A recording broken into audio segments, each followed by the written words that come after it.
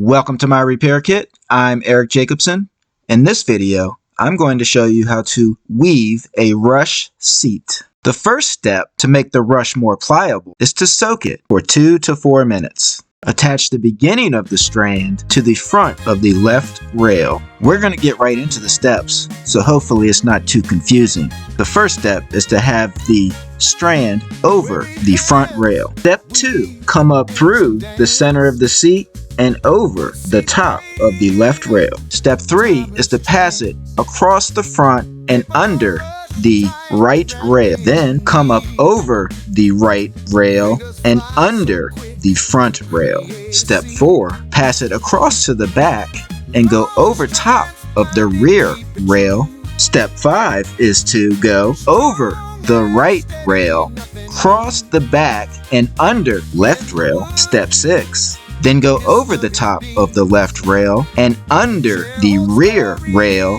and pull it to the front again. And that's one time around. Let's do it again. Over the front, through the center, up over the left rail, across, under the right rail, under the front rail, across over the rear rail, over the right rail, under the left rail, under the rear rail, and pull it straight back to the front again. That's 2 times around. So after you weave it several times, now you have to start pulling up the slack. Start at the beginning. Initially, make sure to keep the rush tight to the corners. But then for each additional time around, make sure the rush is up tight as possible to the previous weave. I'll speed this up slightly.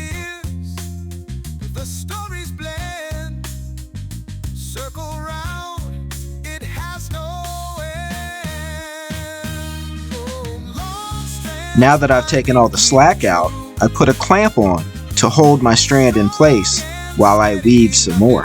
I'm going to speed this up quite a bit.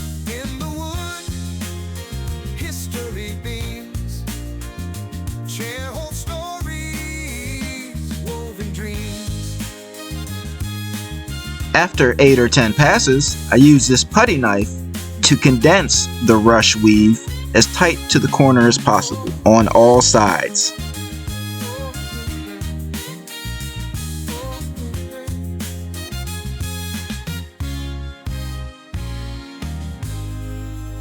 And it's time to weave some more.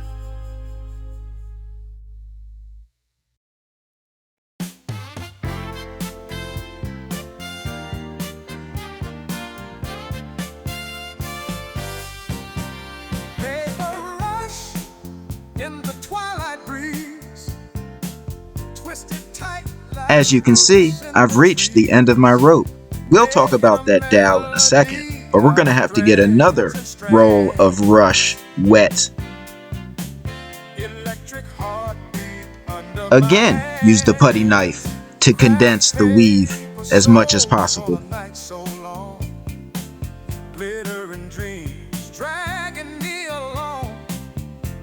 After soaking the new strand of rush, I attach it using a box knot.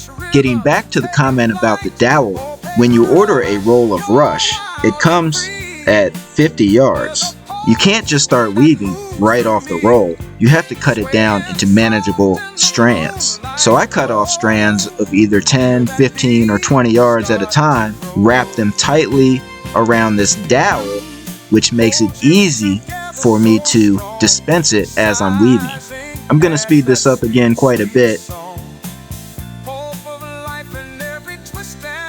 Some people will cut cardboard triangles and stuff them in all 4 quarters of the seat to add cushion, but this client opted not to.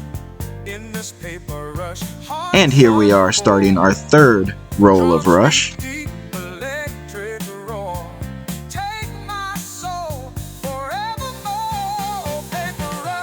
So here's an area where I messed my weave up. I basically have to cut it and then properly tie it off so I can continue.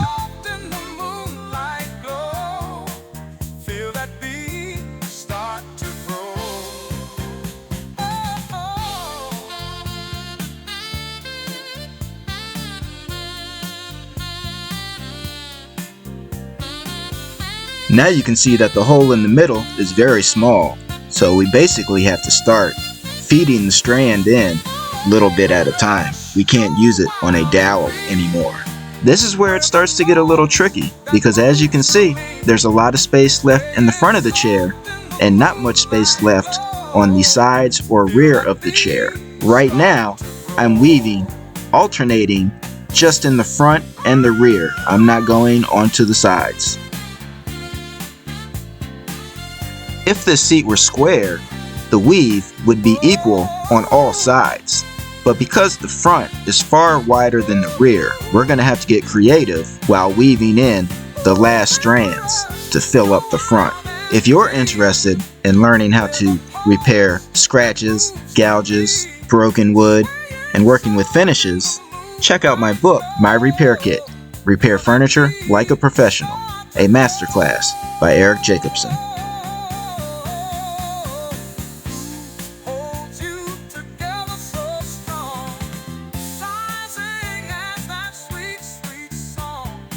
And I flip the chair on its side, tie off the final strand of rush, clip any loose ends, and the seat is complete.